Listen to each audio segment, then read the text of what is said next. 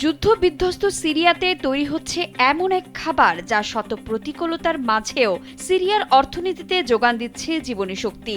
সিরিয়ার ঐতিহাসিক শহর দামেস্কের বুকে এখনও সযত্নে তৈরি হয় কামার আল দিন নামের জনপ্রিয় এই খাবার। তাজা এপ্রিকট ফলের রস কড়া রোদে শুকিয়ে তৈরি করা হয় সুস্বাদু ফ্রুট লেদার বা ফলের নির্যাস থেকে তৈরি চামড়া, যা দেখতে অনেকটা আমাদের দেশের আমসত্ত্বের মতো।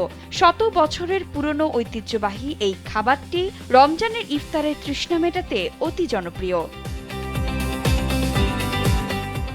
দামেস্ক সংলগ্ন উর্বর ঘৌতা অঞ্চলে উৎপাদিত বিশ্বসেরা কালাবি জাতের এপ্রিকট দিয়ে এটি তৈরি হয়। বাগান থেকে তাজা ও পাকা ফল পেড়ে আনার পর ধুয়ে ভালোমতো জীবাণুমুক্ত করা হয়। এরপর মেশিনে চেপে বের করা হয় ফলের ঘন রস।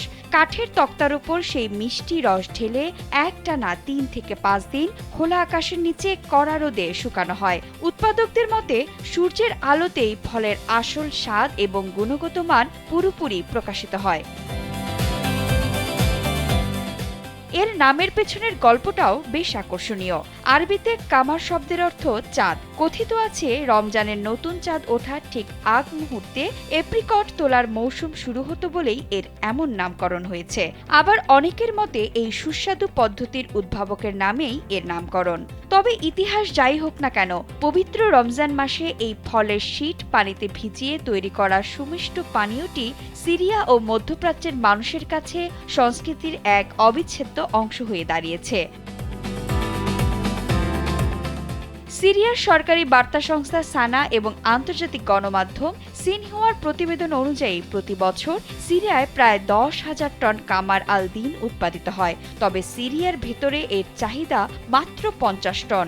বাকি পুরোটাই শুকানোর পর ৪০০ গ্রামের ছোট ছোট প্যাকেটে করে রপ্তানি হয় মিশর, সংযুক্ত আরব আমিরাত, উপসাগরীয় দেশসমূহ এবং ইউরোপের বিভিন্ন দেশে। বৈদেশিক মুদ্রা অর্জনে এটি তাদের একটি বড় হাতিয়ার।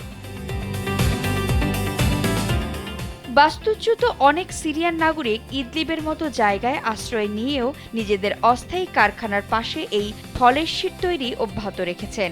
এক টুকরো কামার আল দিন তাই সিরিয়াবাসীর কাছে কেবল মুখরোচক কোনো খাবার নয়, এটি ধ্বংসস্তূপের ভেতর থেকে ঘুরে দাঁড়ানোর এবং শতকষ্টের মাঝেও নিজেদের শেকড়কে সগর্বে বিশ্বজুড়ে ছড়িয়ে দেওয়ার এক সোনালী প্রতীক।